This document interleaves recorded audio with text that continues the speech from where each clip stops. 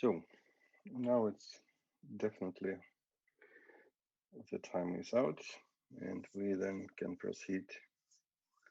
The test is closed, and we can proceed with the today's topic.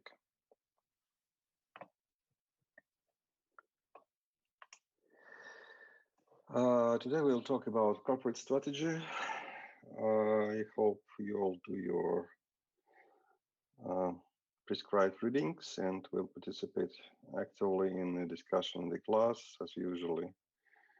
Your participation is appreciated and will count it towards some additional points towards your final grade. If any questions, please print in the chat or raise the hand, or you have the facility of question to question me here. Corporate strategy is different to what we've learned so far. Uh, Essentially, it is about managing different businesses, competing in different product markets, and the scope of these strategies deals with the question in which industry is more attractive, and in which industry the company will wish to be presented, and meaning that company can choose different ways to go to this industry, to different industries. The reasons for this strategy is to grow as usual, is to grow the revenue into profits, and primarily it's focused on the diversification. It's primarily concerned with the scope of the firm, and there are three of them: vertical scope, vertical integration, product scope, and geographical scope. The vertical scope deals about being present, taking the different levels of different parts of the value chain, of value creation chain. And there are lots of examples when company being established in one particular industry is going to extend its scope towards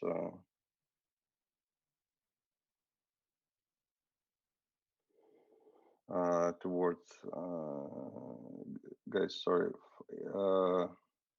if you have some frozen, if you have test page frozen, make the print screen and send to me and to your tutor, and we'll deal with the issue later on. So far, we cannot neither confirm nor tell you that it's not the issue. You will have opportunity to take the test if there are technical issues here with your test.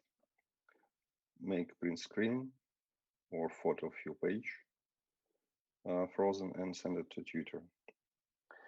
So it deals the vertical scope, vertical integration deals how many stages does the company controls. Let's take, for example, Apple Incorporated, the most known and most valuable company in the world. You probably know that if you take your Apple advice in hand, the thing you can read is that it's designed in California by Apple, meaning it doesn't mean that Apple controls the production or assembly of of its devices or its components, the design of its components. But I believe that most clear example here we can, in this regard, we can take as the break of the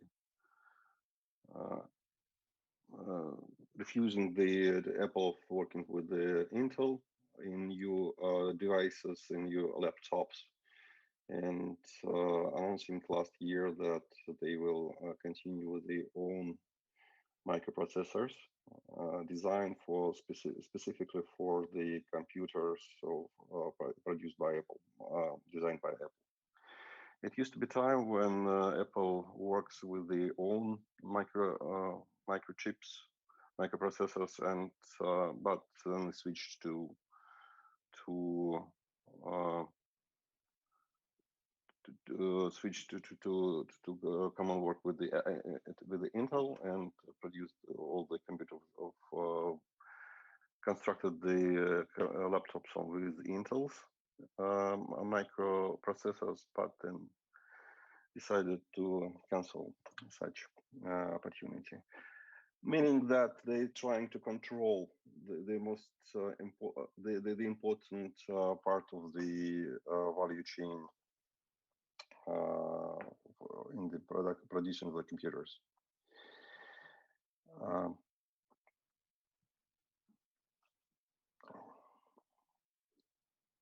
Here we can see some examples of backwards and forwards integration. When company starting with the one thing being a retailer, then going back to integrate the distributor, manufacturer, and suppliers. You probably can see in many retail chains those days the products which is produced specifically under for the specific retail chain under control of their managers, and you see that going back to suppliers and controlling value chain makes them trying to increase the value for the for all the business and value control more value for, more parts of value chain.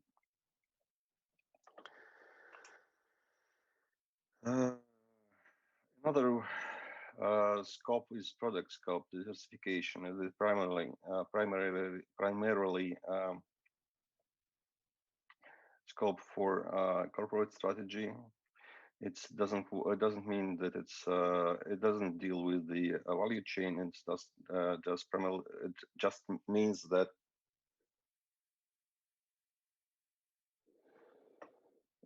the question can be charged could be example of backwards. Yes, I believe yes.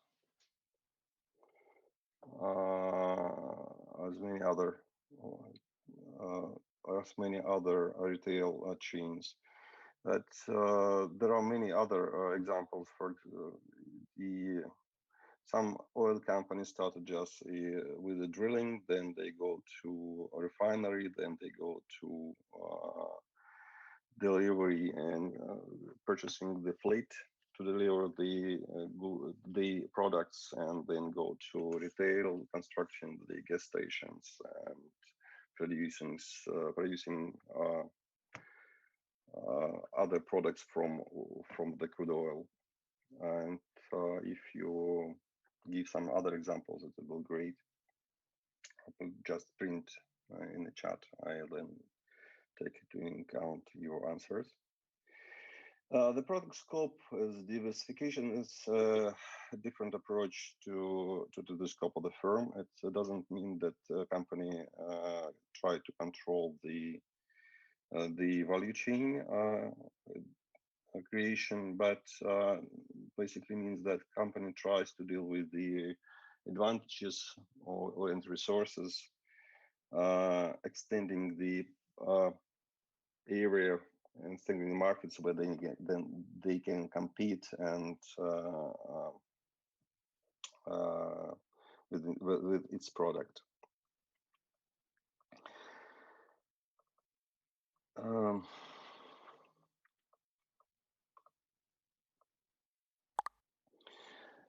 Regarding the geographical scope, it's primarily means it's about internationalization.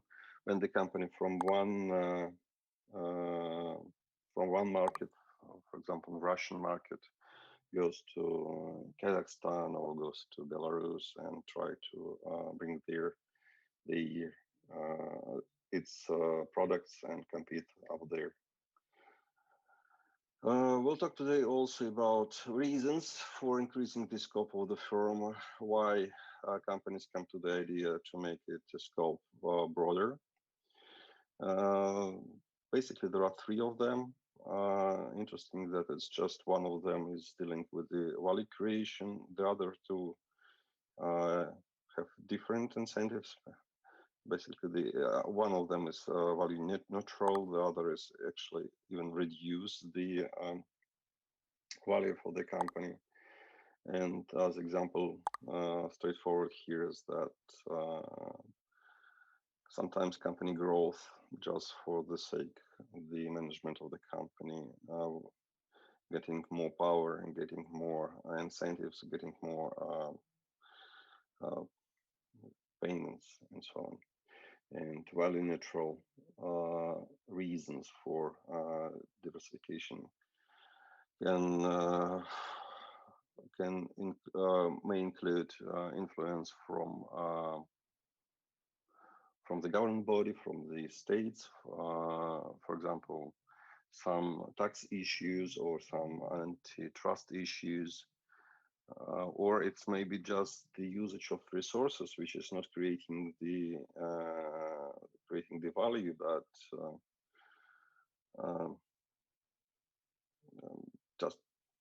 just to use resources which are excessive, and it may sort of have neutral effects, but the reasons for the company, there are some other reasons for the company to approach this diversification. There are definitely some challenges regarding the corporate strategy related to diversification, and the companies need to balance their administrative costs associated with the getting a broader scope of the operations and versus the transaction costs. What does it mean? That sometimes the value creation comes from the scope economy, meaning that when company you probably know. Did you go through the transitional costs economics study on your course already or not? Please type somebody. TC, have you heard about that something? Transactional costs economics? Not really. Okay. Meaning that if company deals with its suppliers or buyers, they accrued some transactional costs. They have to go into the contract. They have to take some additional risks associated with dealing with other companies, which is not under control. Those companies can be bankrupt or can refuse to fulfill the obligation on the contract and cannot or just do the work badly, trying to get more for them. All other issues that those partners, those outsiders are not controlled by the company and by the company focus, and meaning that in order to facilitate the work, company needs to get some additional costs, bear some additional costs to do that. That is transactional cost. If when the company takes specific activities, value creation activities into the company, saying purchasing the delivery fleet, or production or distribution center and so on, company have the opportunity to control the operations of, by administration costs, by administrating these activities. But the company in this sense bear the administration's costs, and it is not just the cost in terms of money, but it is costs in terms of being less flexible. Did you get it? Just in brief. It would be interesting for this topic, for this to understand this topic more. Just go to read a little more about TCE. So I would advise you to do that. We'll talk about that a bit later today. So you have just two examples of backward and forward integration. And we already talked about that. Let's talk now about levels of diversification. Firms, diversified firms vary according to the level of diversification and the connections between and among their businesses. So basically, there are five categories of business according to increased level of diversification: single, dominant business, related, constrained, related, linked, and unrelated. Basically, five of them. And the figures, what does it mean? We'll see on the next slide. So single business means that the major business of the company is responsible for 95% of revenue. And some companies do the other activities, but the core business produce the 95%. And this means this type of business is related to low levels of diversification type of business. The other is a dominant business. Between 70 and 95 of revenue comes from a single business. Guys, any ideas? Any examples?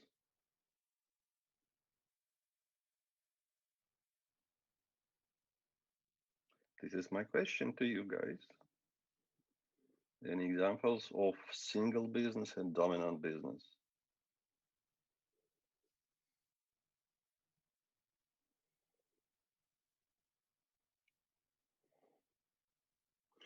You did your reading. There are some examples in the textbook.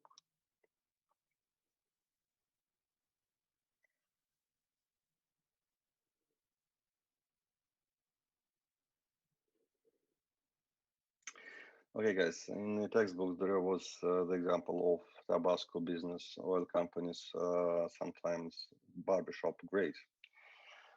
Sometimes barbershop also not just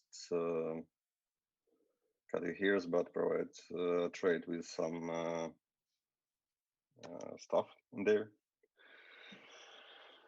But it's definitely not a not a corporation, not a company. It's just a firm, small one. So we wouldn't take about wouldn't talk about differentiation in this sense. But yeah, sometimes you can put the coffee machine there and trade coffee just for some additional convenience of your customers. It could be sort of example. Bakery productions, yeah, good bakery productions.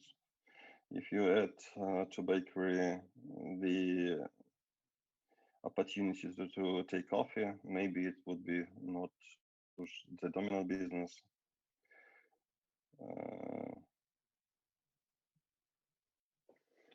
Lots of bakeries now those days have the hotels. Well, yeah, agreed. Okay, let's proceed further. Thank you for those who participated. Moderate to high level of diversification related constraints.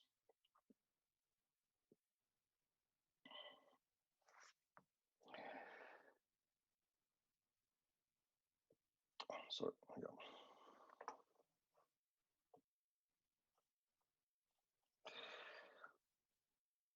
A firm uses a related diversification strategy when it generates more than 30% of its revenue outside a dominant business. Its business are related to each other in some manner. Meaning it's not just the level of revenue, but also whether the businesses are related to each other or not. So we have two criteria here: the level of the percentage of revenue coming from the dominant business. From 30% to 70%, it's about moderate to high level diversification. But another criteria is that it should be those businesses should be linked to each other in some manner.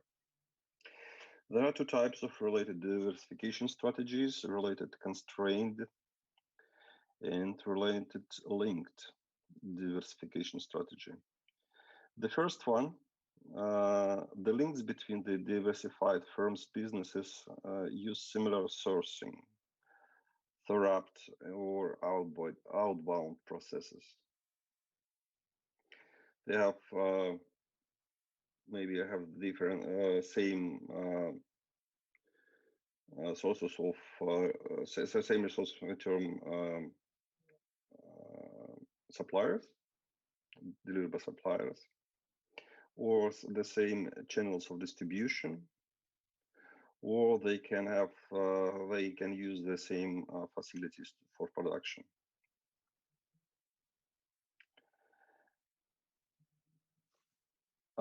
The other one, related link diversification strategy, it's about where the firm portfolio of businesses have only a few links between them. A related linked firm concentrates on transferring knowledge and core competencies between its businesses. Transportation companies would some example transportation.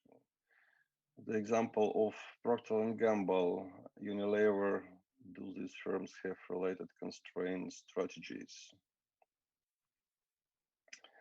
Guys, let's put the question to the class. Procter and Gamble, Unilever, do those firms have related constraint strategy?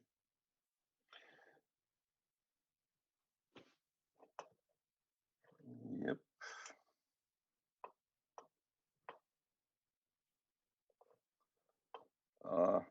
Did I give the chance to answer? Nope. Okay.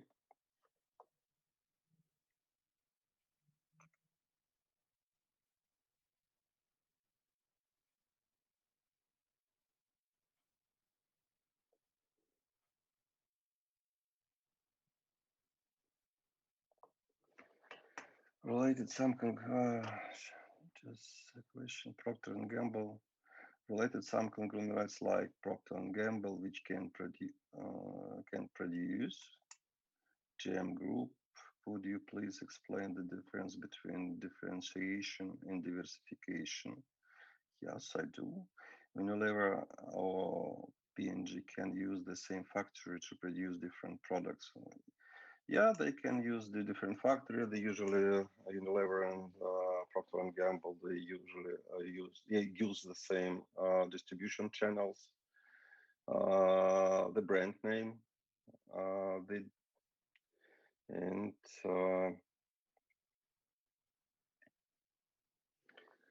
yeah, the other question, Procter and Gamble and Unilever, they have related constraint strategy because they produce more or less the same. Well, the products can be quite different, but they are but similar products. I think Unilever is unrelated, but brands inside are related. Well, okay, yeah. Once again, they have the brand name. They use the distribution channels, the same partners, and quite related strategy, therefore. And then we have another thing, another type of very high levels of diversification, which is unrelated businesses. The company has less than 70% revenue comes from the dominant business, but no common links between businesses at all, or very few of them.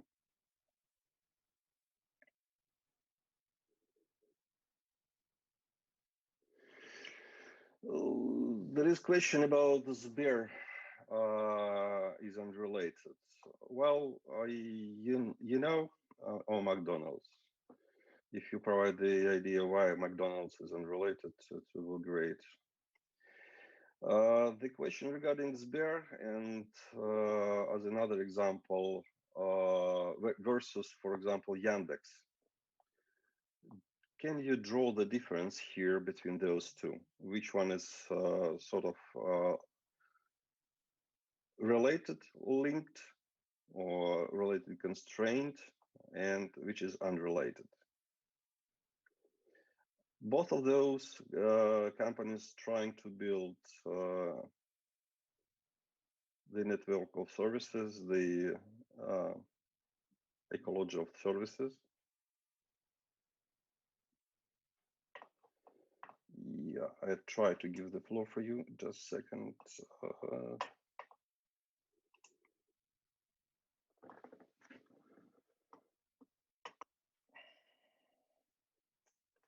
Cannot. Please hold, keep the hand up. Yeah. Yes, I'm trying to do that. So for some reason, I cannot give you the chance to.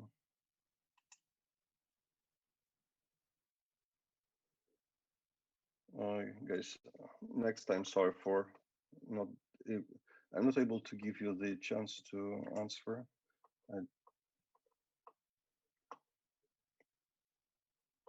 Some technical issues. Sorry for that. So my answer would be that Sber is maybe trying to deal is an example of unrelated businesses. They just trying to gather to spread the influence over the different areas, whereas the Yandex is using the same idea of their IT ability to IT services abilities to create their network of services. In this sense, for me, Yandex is more related, linked, whereas Sber is unrelated. I hope you will have the chance to discuss the issue on your seminars. Yandex businesses are complementary to the research system, while Sber does almost everything that does.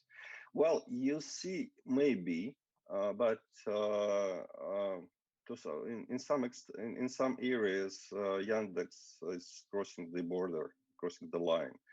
For example, if you go to Yandex annual reports and consider the figures of different parts of their business, you will see that, for example, Yandex Taxi sometimes is too far from being is too far from being the linked and related. And in terms of Sber, sometimes even more in some areas. Okay, let's proceed further. We'll have not so much time. So the reason for this diversification, value creating, value neutral, and value reduction. Firm can improve their strategic competitiveness when they pursue a level of diversification that appropriate for their resources and the core competencies and the opportunities and threats in their country's institutional and competitive environment. So but it is not always the case. Sometimes the value cannot be created. It can be at least value neutral or what value reducing. And we'll see something somewhere else. Creating the value, it's basically about increasing the value firm's value by improving its overall performance. And test here is making the situation or making the income, the revenue of the company and the profits uh, better off, the company better off.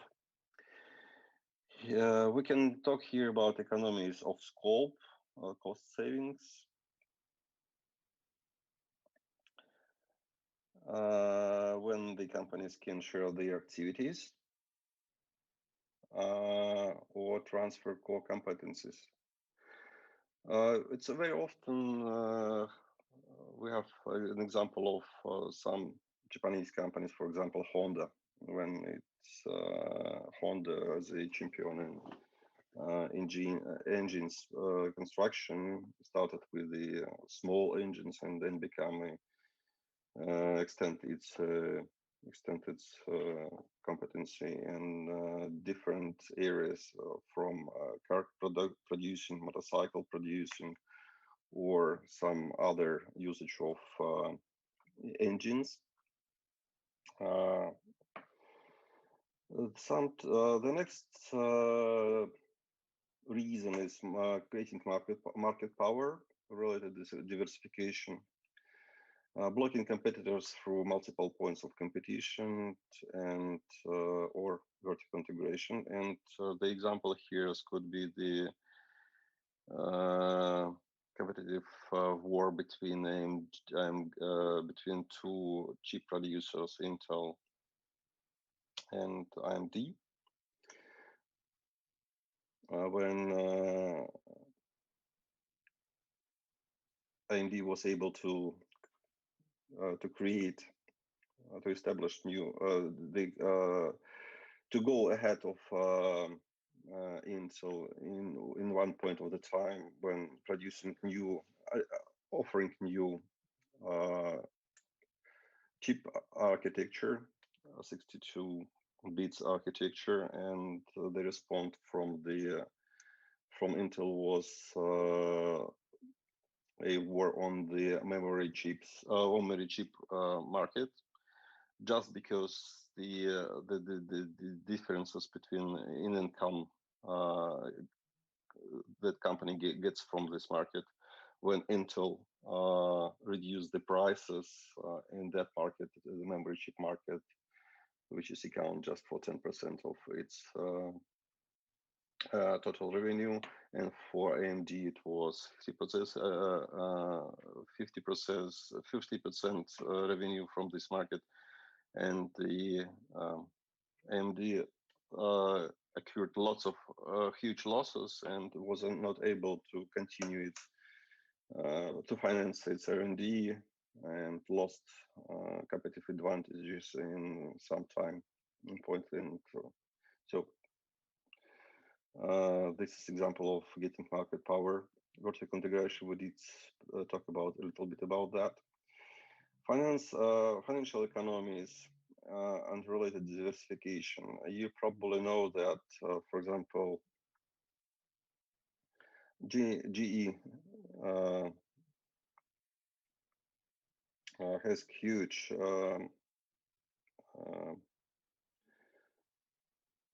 financial department or part of the business, and as an interesting example here, at some point of time, GE started to sell its airplane engines not as a product but as a service, meaning that the company is just purchasing the time of when the engines work in the air, but in the company needs to the GE needs in this area to finance all this movement, and the ability of GE General Electric to finance such operations create the competitive advantages in many other areas. The other here is that the point here is that you probably uh, know that when companies become efficient and start to acquire huge profit, they need to reinvest those profits into in somewhere. They cannot keep their the money earned in from the products on the just in the bank account. And they're looking for the opportunities to reinvest. And one of the reasons reasons for diversification is just the appropriation of those free resources. When company invest in some areas available to them, the best options which they are available. Uh, Financial reconstruction is other example here.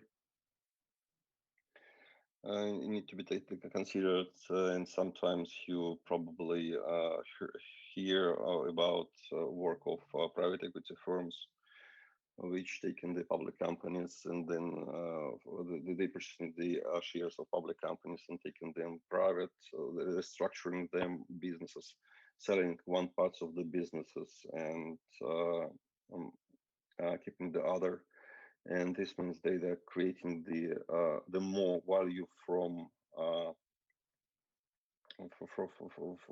this business, which is used to be previously. And the corporate riders is another example here. For those who remember the Beauty Woman, Pretty Woman movie, probably can recall the example from these ideas. Another reason here is probably the smoothing the seasonal effect. So there are some reasons which is different to value creations when we talk about that already, and this is value neutral diversification.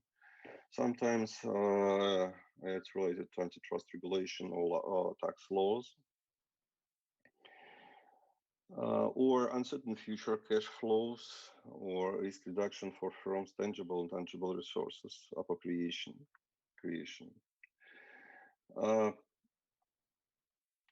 Here I would just probably talk about uncertain future cash flows.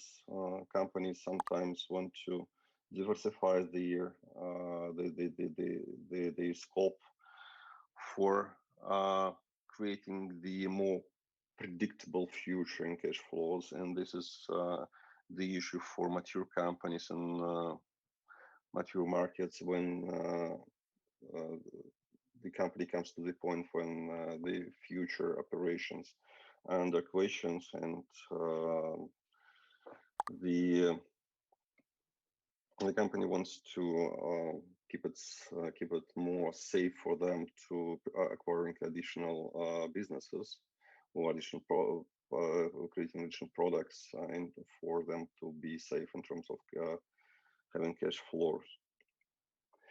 What we have also other examples is not value creating diversification is related more to the managerial employment risks, to value reducing diversification, and it's based on the managerial incentives basically.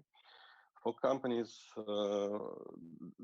the companies are managed by the uh, top level managers, and they have the personal opportunity, the personal incentives and personal reasons for making the company big. uh, it's about getting more value and getting more payment for running the bigger company,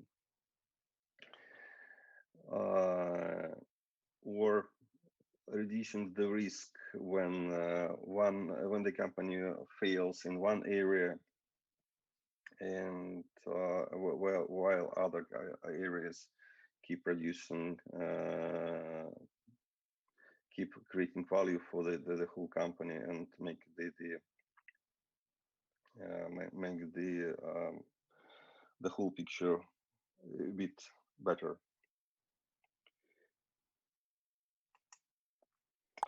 So let's talk a little bit more about value creating diversification. Related constraint and related link diversification. The company using the related diversification strategy wants to develop and exploit economies of scope between its businesses.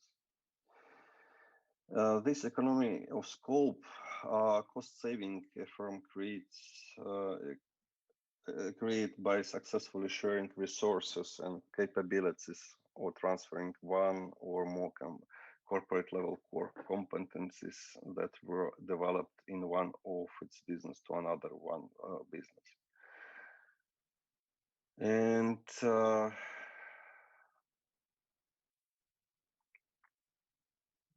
you see in the picture this traditional matrix where we have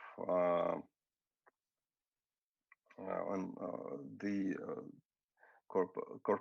in one measure corporate relatedness, low or high, transferring core competencies into the business, and we have operational relentless sharing activities between businesses. So this gives us four quadrants, and related constraint diversification, which also states for related link diversification and related diversification. We already talked about that, and both operated corporate alignment. Relatedness.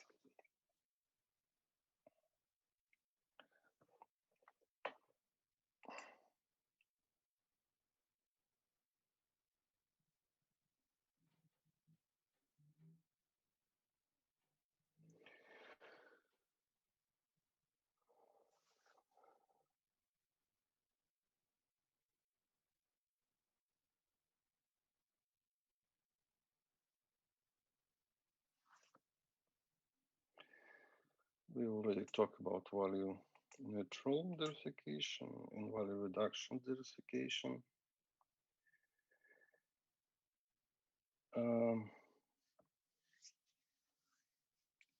Once again, value reduction diversification, increased managerial compensation, money, status, perks.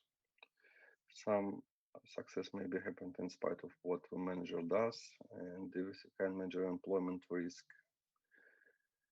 Competitors make it hard to determine if a manager is responsible for failure or success.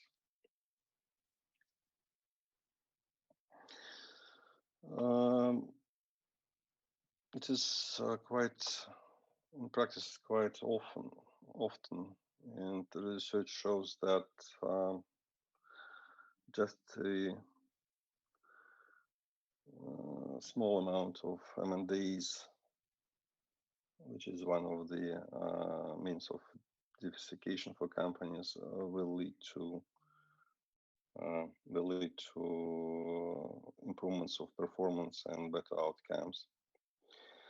In the market, you can also see it's on the market when there are announcements of, say, some agreements regarding the acquisition of the companies that market can then value the shares. The price of shares could go up or could go down, and which is the reflection of market view, how markets see this decision, whether it's this decision to take the company for M&A is valuable for shareholders or not. Overall performance of diversified firms are weak in general. We just talked about that. And best performance is associated with the related diversification, related constraint, and related linked. So the most value is created here when there are some clear reason for diversification. Unrelated businesses usually perform quite poor, and since it do not create some additional value, it just sometimes it's reducing some risks, say seasonal risk or a risk associated with the maturity of the industry. But in general, it doesn't work properly. And the last time there are lots of examples of such a thing of unrelated business conglomerates doing badly. Do you have any examples from literature or from news, guys, who could share your observations?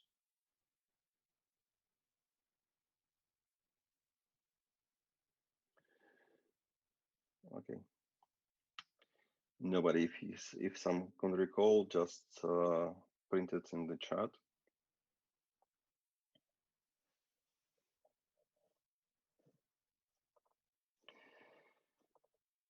The level of diversification with the greatest potential positive effects on performance is based partly on the effects of the interactions of resources, managerial motives, and incentive of the adoption of particular diversification strategies. The greater the incentives and the more flexible the resources, the higher the level of expected diversification.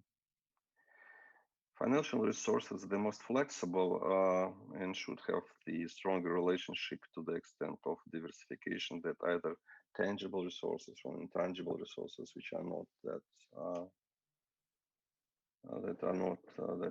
flexible. Over diversification increases management effects. Over diversifying increases efforts and can lead to detrimental effects. Well,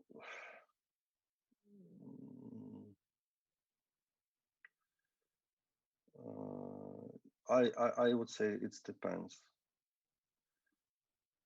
It depends on the ability of the management to. It depends on the number of issues related to the company. First of all, it depends related to threats and opportunities in this particular industry.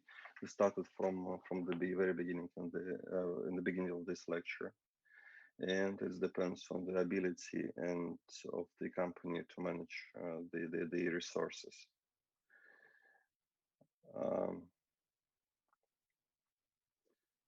The perfect management team can manage the complicated system. For example, Walmart still doing quite well despite for the fact that it's very complicated area and it is spread over the different value chain parts, but the reason underlying this the Walmart is going to all the areas is creation of additional value to the shareholders. They are not going to unrelated business. And here we see that, for example, related constraints, it's here the companies such as the biggest companies in the market and the conglomerates are basically doing, which conglomerates are doing quite much worse here in the related businesses.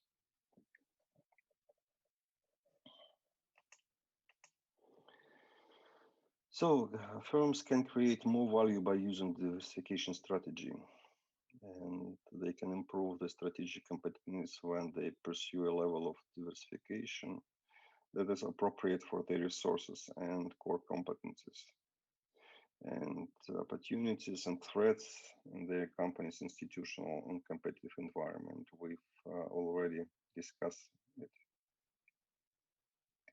To be successful, diversification must be kept in check by corporate governance We'll discuss the corporate governance later in the course.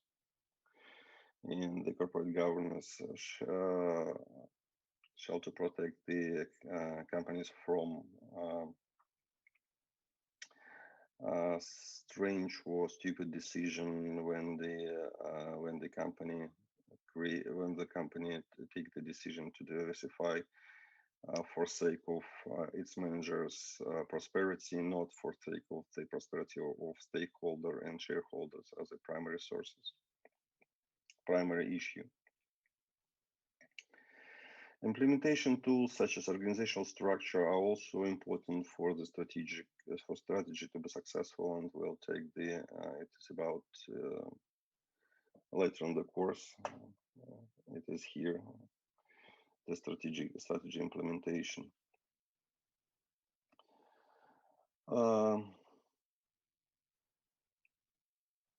And to summarize today's discussion, I would say that the research suggests that although unrelated diversification has decreased those days, related diversification which produce the better outcome and creates value is still increasing, and we can observe many different examples on the market, and I hope when you will do your reading, we'll try to find some examples. Could you please explain the difference between differentiation and diversification? Natalia Khaziyeva wanted to put me in an interesting position.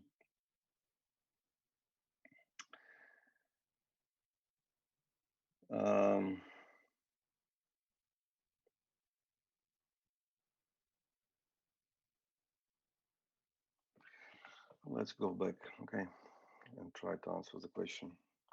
If I'll be wrong, Natalia Khaziyeva will then correct me and produce the right answer in the chat, and then later on the seminar.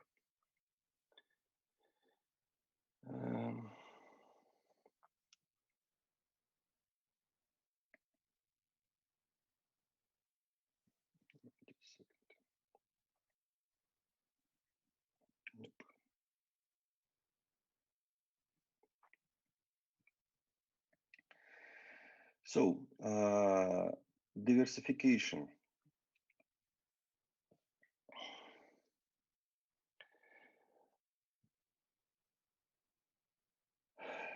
Diversification is about competing in different. It's about competing in different product markets. You can take this area here. Differentiation is about being different to your competitors. It's taking different position on the single market. So you diversify your scope of company, the scope of your operation, make it broader. You may compete in different value chain segments, upstreams, downstreams, and so on. You may diversify your product line, product scope diversification. You may diversify your presence on different geographical areas, international diversification. Whereas we're talking about differentiation, we are talking about being different in the same market. We're competing with our rivals and take the different positions in the same market. Differentiation is a business strategy. Diversification is corporate strategy, to put it simple. Did I answer the question? Okay, guys, thank you for that. And it's time to finish the discussion today, and we'll have the next lecture on Friday the 25th. We'll have quiz number 5 5, we'll talk about merger acquisition and quiz retake. Thank you.